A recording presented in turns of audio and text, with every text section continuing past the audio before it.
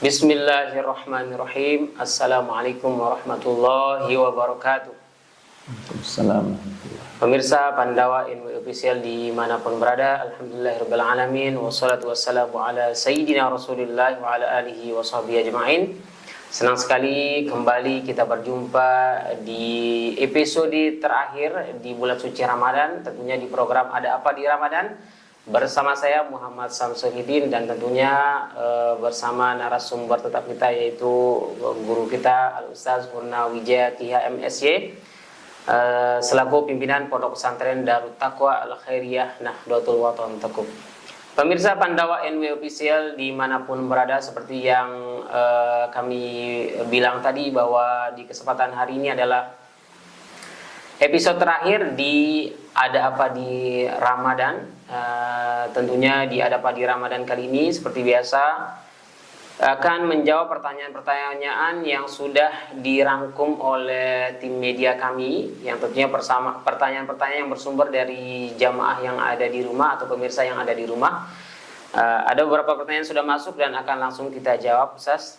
Yang pertanyaan pertama yaitu tentang orang yang musafir ketika bermusafir atau misalnya umroh, dibilang di sini, lalu sedang berpuasa. Nah, ini kan perjalanan untuk sampai ke Mekah itu, kalau nggak salah ya, itu sekitar 14 jam. Nah, ini bagaimana, Ustaz? Nanti pas sampai sana kan ternyata sudah siang. Apakah dia berpuasakah dengan mengikuti jam di sana? Padahal dia udah 14 jam perjalanan. Bagaimana? Bismillahirrahmanirrahim. Assalamualaikum warahmatullahi wabarakatuh. Alhamdulillah. Wassalatu wassalamu ala sayyidina Rasulillah amma ba'du. Pertanyaan tentang bagaimana hukum berpuasa ketika perjalanan musafir, misalnya umroh, kemudian berangkat dari sini dan sampai di tempat, maka waktunya kembali gitu. Misalnya waktunya kembali, maka kita mengikuti dari waktu di mana tempat kita berhenti itu. Tetapi ada beberapa yang mesti diingat. Jadi kalau misalnya perjalanan itu adalah berangkatnya sebelum subuh, ya. Jadi berangkatnya sebelum subuh. Nah, nanti di mana kita ketemu dengan maghrib, di sanalah harusnya berbuka puasa. Jadi enggak harus sampai di sampai di Makkah dulu gitu, baru kemudian melihat waktunya apakah ini sudah masuk atau enggak gitu. Jadi di mana kita ketemu dengan maghrib itu, dan nanti akan ada informasi waktu untuk berbuka tersebut kalau misalnya telah terjadi waktu maghrib. Kemudian sehingga enggak perlu memanjang juga jadinya kan, jadi 14 jam lalu ketemu lagi dengan misalnya tiba-tiba baru sampai sana baru siang lalu nambah lagi, kan enggak begitu ya. Tetapi akan ada informasi apakah sudah masuk waktu maghrib atau tidak. Itu yang yang bisa dilakukan. Kemudian yang berikutnya, kalaupun misalnya terjadi hal seperti itu, misalnya berangkat karena ini kita menuju arah barat ya, sehingga waktunya jadi lebih jauh dari kita, berarti selama kita di perjalanan itu juga siang semua misalnya, lalu sampai di sana juga masih siang. Nah, sehingga harus memanjang, maka ya yang kita ikuti adalah waktu tersebut memang. Nah, tetapi kan orang musafir itu tidak harus berpuasa. Nah, jadi orang musafir itu tidak harus berpuasa karena di dalam ayat disebutkan wa in kuntum maridun aw ala safarin fa iddatum min ayyamin ukhra. Apabila engkau dalam kondisi sakit atau dalam kondisi musafir, fa iddatum min ayyamin ukhra, maka boleh bagimu untuk kemudian mengqadanya nanti pada bulan yang lain. Nah, ini yang perlu kita ingat. Jadi ada dua kondisi di sana itu. Kalau kondisinya memang memungkinkan kita untuk berbuka di mana saja, artinya nanti akan ada informasi bahwa kita telah sampai di sini dan waktu sudah maghrib, ya silahkan untuk berbuka misalnya. Nah, silahkan berbuka. Walaupun itu kurang Ustaz jamnya. Walaupun kurang jamnya. Jadi walaupun kurang jamnya. Misalnya ya, transitnya misalnya di satu daerah yang jamnya berkurang. Iya. Nah, sehingga kita sebenarnya kalau di Indonesia ini kalau masih diem, ini masih jam 5. Sehingga masih belum waktunya, atau bahkan jam 4 gitu. Masih 2 jam lagi kurang lebih untuk berbuka puasa. Tapi ternyata udah maghrib. Ya sudah berbuka di sana gitu. Nah, kemudian tiba-tiba ketemu lagi dengan yang subuh ya.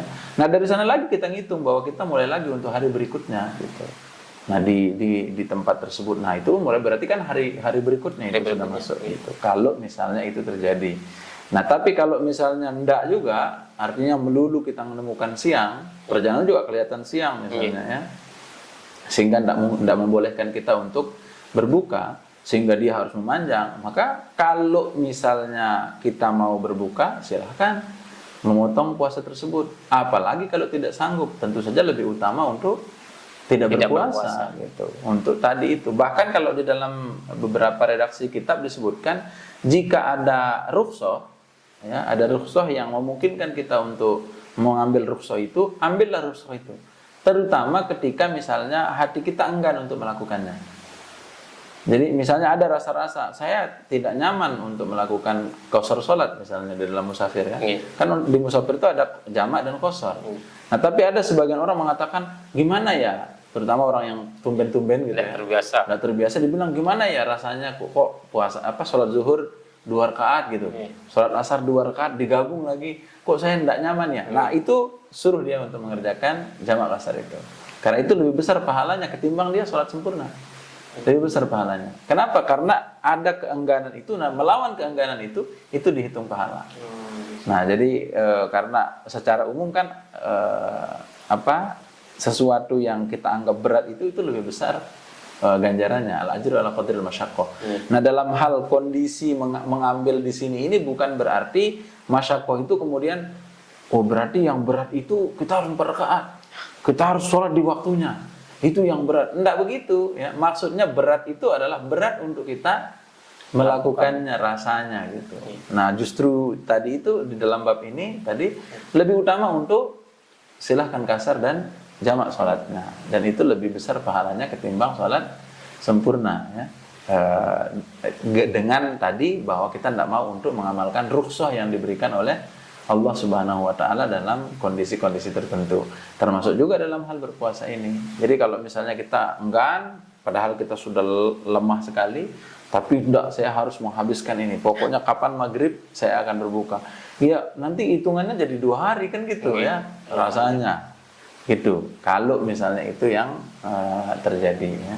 Demikian Allah taala alam. Baik, terima kasih Ustaz. Itu dia pemirsa Pandawa NU Official yang sudah bertanya mengenai hal tersebut tentang musafir, dikasih keringanan kenapa tidak diambil saja. Kenapa tidak diambil? Baik.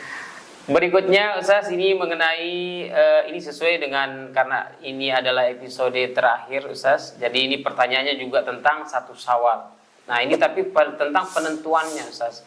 Tentang kita mau pilih ketentuan pemerintahkah atau kita ikuti sesuai dengan hisab, Ustaz. Iya. Hisab falakiyah. Nah, jadi ini gimana, mana Ustaz? yang lebih kita utamakan? Pemerintah atau hisab secara hisab? Silahkan yang kita jawab bahwa ini silahkan berijtihad gitu ya. Artinya mana yang lebih diyakini berdasarkan sabda Nabi, da' ma yaribuk ila ma la yaribuk. Tinggalkan apa yang meragukanmu dan ambillah yang meyakinkanmu. Maka mana yang lebih yakin engkau dengan itu, itulah yang diambil. Kalau kita di Nahdlatul Wathon, kemudian di Nahdlatul Ulama dan ormas-ormas Islam yang lain ya secara mayoritas, itu karena jumhur kementerian ini menjadi jumhur ya, urusan jumhur kita, Jumhuriyah Indonesia gitu ya. Itu yang kita ambil, yaitu dengan menggunakan standar dari pemerintah, yaitu ru'yatul hilal. Berdasarkan sabda Nabi, sumu li ru'yatihi wa abtiru li ru'yatihi. Berpuasalah kalian karena melihat hilal dan berbukalah, maksudnya berlebaranlah dengan melihat hilal juga. Nah, melihat hilal di sini ru'yah yang dimaksudkan karena Nabi langsung juga mengamati itu. Tidak pernah menghitung falakiyah. Nabi tidak pernah mempraktikkan falakiyah itu gitu. Tetapi karena menurut ijtihad saudara-saudara kita yang menggunakan falakiyah itu, ya ru'yati itu maksudnya berpendapat, dan meru'yah itu menghitung juga bagian dari ru'yah. Kan ada analisis di sana, ada hitung-hitungan, ada pendapat di sana, ada ijtihad di sana. Maka sebenarnya dari ru'yah itu bisa kita pakai juga katanya, bahwa hisab itu juga bagian dari ru'yah itu gitu. Kan ru'yah itu enggak mesti melihat langsung arti ru'yah. Ru'yah itu juga bisa berarti pendapat kan gitu. Ya. Dan berdasarkan nalarnya, bahwa kalau begini maka begini, kalau begini maka begini. Nah itu ru'yah kan. Jadi pandangan kita didasari oleh tadi itu, kalau begini maka begini, kalau begini maka begini itu. Nah itu bagian dari ru'yah. Menurut saudara-saudara kita yang menggunakan metode falakiyah dalam menentukan satu Syawal maupun dalam menentukan satu Ramadan. Nah tetapi bagaimana kita, yang mana yang lebih utama? Ya kalau saya yang ditanya mengatakan begitu, ya lebih utama ru'yah dong, lebih utama mengikuti pemerintah. Kenapa? Karena satu, kita lebih aman karena tadi secara jamaah. Kemudian yang kedua, tadi jelas redaksi hadisnya secara langsung bisa kita lihat. Ru'yah itu tanpa harus ditafsir adalah melihat langsung. Kemudian dari selain itu juga ru'yah yang kalau kita mengikuti pemerintah ini adalah ulul amri bid-darurah. Jadi di Indonesia itu walaupun kita bukan negara Islam, tapi ada Kementerian Agama yang dianggap sebagai ulul amri bid-darurah. Dia adalah pemerintah kita dalam segala urusan termasuk dalam agama kita secara daruri. Jadi itulah makanya kita tunduk. Mana buktinya? Kalau tidak ada wali bagi seorang perempuan yang menikah, maka yang menikahkannya adalah KUA. Kenapa? Karena dia adalah ulul amri. Dia adalah wali dari perempuan tersebut. Karena dialah yang kita anggap sebagai hakim. Al-hakimu waliyun liman la waliyalahu. Hakim itu dalam tanda kutip di Indonesia, KUA itu adalah wali bagi perempuan-perempuan yang tidak punya wali gitu. Nah inilah alasan-alasan kemudian kenapa kalau kami yang ditanya, atau kalau kita yang ditanya, maka kita jawab ikut pemerintah. Demikian Allah a'lam. Itu dia pemirsa Pandawa NW Official dimanapun berada, sangat jelas sekali tadi. Silahkan bisa dipilih sesuai dengan keyakinan masing-masing. Baik, pertanyaan selanjutnya nih Ustaz, ini juga pas sekali nih Ustaz, di episode terakhir ini pertanyaannya mengenai Lebaran Ustaz. Nah ini mengenai Lebaran ataupun Idul Fitri ini Ustaz, kan biasa kita laksanakan di jam 7, jam 8 atau di bagian-bagian kota kadang jam 9. Ini bagaimana Ustaz? Apakah boleh enggak Idul Fitri ini atau sholat Id ini dilaksanakan siang hari atau sore hari? Oh, sore hari. Nah, ini pertanyaan silakan. Baik, jadi Idul Fitri itu, sholat Id itu, ya, Idul Fitri maupun Idul Adha itu sunnahnya dikerjakan pada tanggal 1 Syawal dan 10 Zulhijjah pagi hari. Jadi pagi hari. Kalau dia Idul Fitri sebaiknya agak telat, berarti paginya tetapi ya jam 7, jam 8 gitu. Artinya agak udah naik gitu mataharinya. Kenapa? Supaya ada kesempatan bagi kaum muslimin yang belum menunaikan zakatnya untuk bisa menunaikan zakat. Makanya ya Nabi setelah kalau Idul Fitri itu agak lambat. Tapi kalau Idul Adha lebih pagi. Jadi selesai sholat subuh, mandi, kemudian nah begitu udah keluar matahari, udah siap-siap itu melaksanakan sholat Idul Adha. Kenapa? Karena tidak ada yang ditunggu. Bahkan lebih baik, lebih cepat lebih bagus. Supaya cepat potong sapinya, potong kambingnya, dan bisa segera untuk dibagi. Gitu. Nah ini ketentuannya. Tetapi apakah boleh kemudian dilaksanakan pada tidak waktu pagi? Ya kalau tidak sempat waktu pagi, dari sisi kebolehan masih bisa dikerjakan di siang ataupun sore hari di hari tanggal 1 atau tanggal 10 tersebut. Tetapi tentu saja sudah tidak sunnah lagi. Artinya tidak dapat pahala abdoliyahnya, keutamaannya. Karena yang utama itu adalah sebagaimana dicontohkan oleh Nabi Shallallahu Alaihi Wasallam dilaksanakan pada pagi hari. Tetapi kalau dari sisi bolehnya ya boleh. Kenapa? Karena memang Lebaran itu ya 1 Syawal dan 10 Zulhijjah. Tidak ada ketentuan mengatakan harus sebelum zuhur. Jadi tidak ada ketentuan mengatakan demikian. Sehingga dari sisi kebolehan boleh, tetapi menyalahi dari yang lebih utama, alias tidak mendapatkan afdoliyahnya, keutamaannya. Yakni Nabi melaksanakan Idul Fitri Idul Adha itu selalu di pagi hari sebelum sholat zuhur. Demikian Allah alam. Baik, itu dia pemirsa Pandawa NW Official di mana pun berada. Jawabannya sangat jelas tadi dan akan kita lanjutkan ke pertanyaan berikutnya. Ini masih berkaitan dengan Idul Fitri Ustaz, cuman ini berkaitan dengan pakaian. Haruskah kita di Idul Fitri itu menggunakan pakaian yang baru? Ini pertanyaan kayaknya dari generasi Z, Ustaz.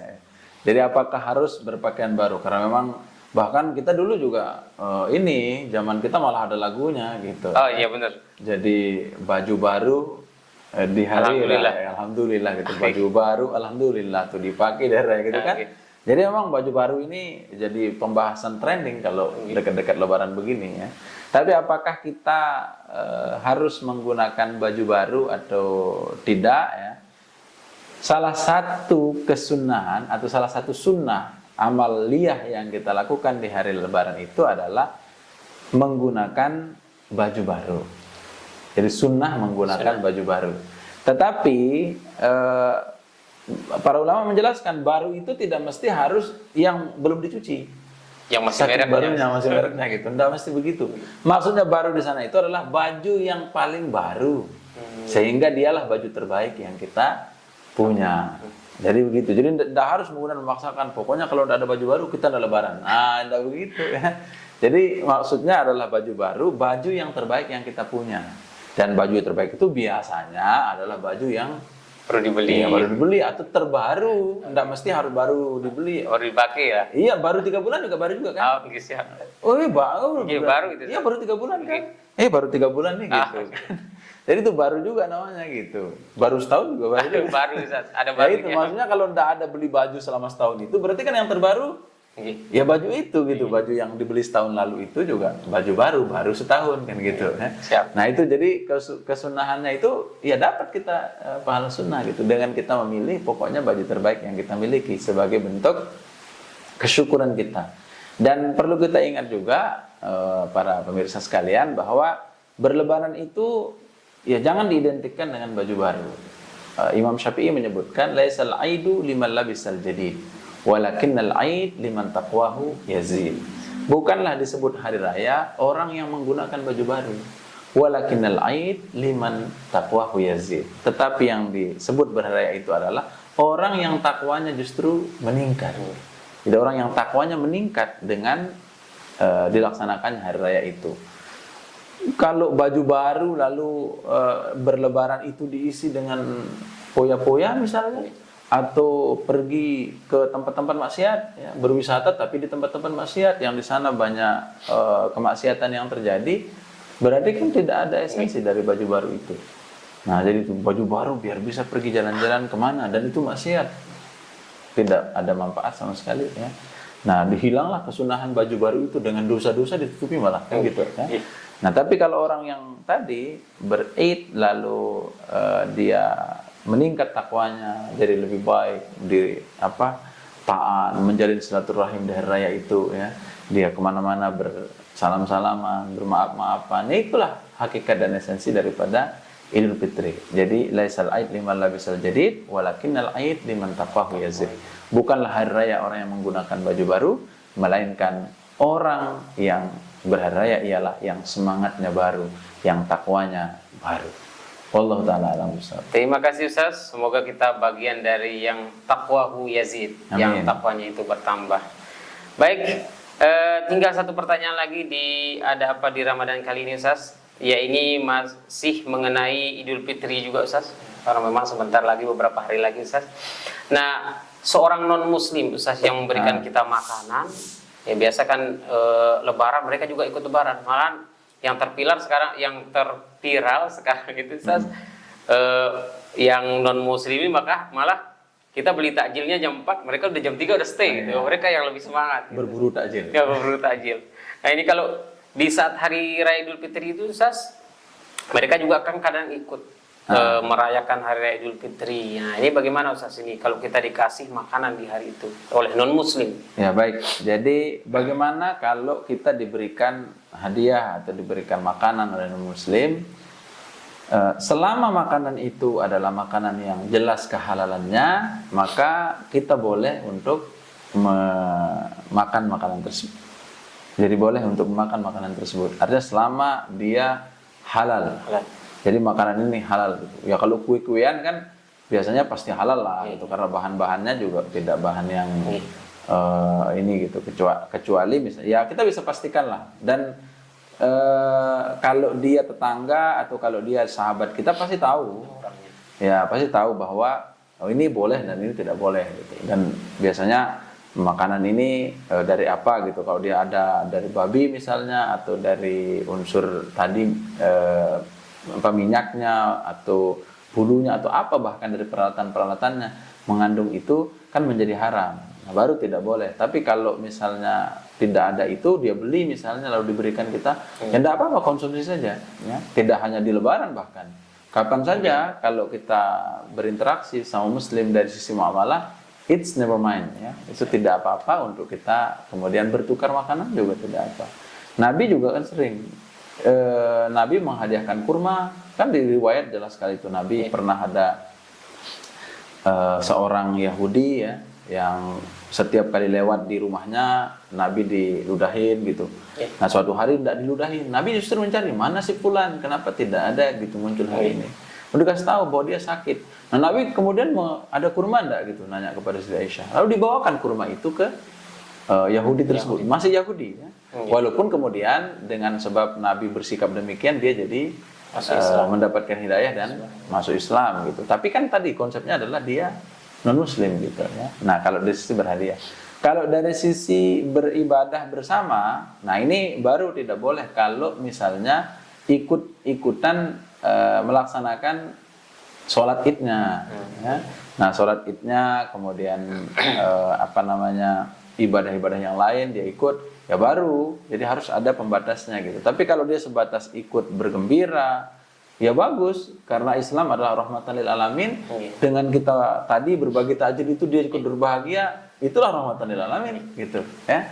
Itu bagian dari rahmatan lil alamin, tidak ada masalah kita berbagi makanan dengan mereka, dengan catatan tadi makanannya digaransi kehalalannya. Jadi kalau dia makanan itu halal dan itu adalah biasa kita berinteraksi seperti tadi itu, maka mengkonsumsi makanan pemberian dari non muslim itu hukumnya adalah mubah, hukumnya adalah boleh. Demikian Allah Ta'ala alam. Baik, terima kasih Ustaz. Itu pertanyaan terakhir Ustaz dari jamaah yang ada di rumah atau pemirsa yang ada di rumah. Pemirsa Pandawa Official dimanapun berada, pertanyaan tadi tentunya mengakhiri jumpa kita di episode kali ini. Tentunya di Ada Apa di Ramadan tahun 1445 Hijriah. Dan ini merupakan pertemuan terakhir atau episode terakhir di program Ada Apa di Ramadan tahun ini. Kita akan kembali nanti di program Ada Apa di Ramadan tahun berikutnya, tahun 1446 Hijriah. Semoga kita tentunya tetap sehat walafiat dan tak kurang satu apapun. Kita kembali bersua di tahun depan dengan tentunya semangat yang sama, ataupun apalagi semangat yang lebih dari tahun ini. Amin ya rabbal alamin. Baik, pemirsa Pandawa Official dimanapun berada, terima kasih atas kebersamaan Anda semua tentunya di kesempatan hari ini. Terima kasih atas segala perhatian. Saya Muhammad Samsuri dan guru kami Al-Ustaz Purnawijaya KHMSY pamit undur diri dari hadapan pemirsa semuanya. Terima kasih, mohon maaf. Wallahumma biqul hadi ila sabilir rasyad. Assalamualaikum warahmatullahi wabarakatuh.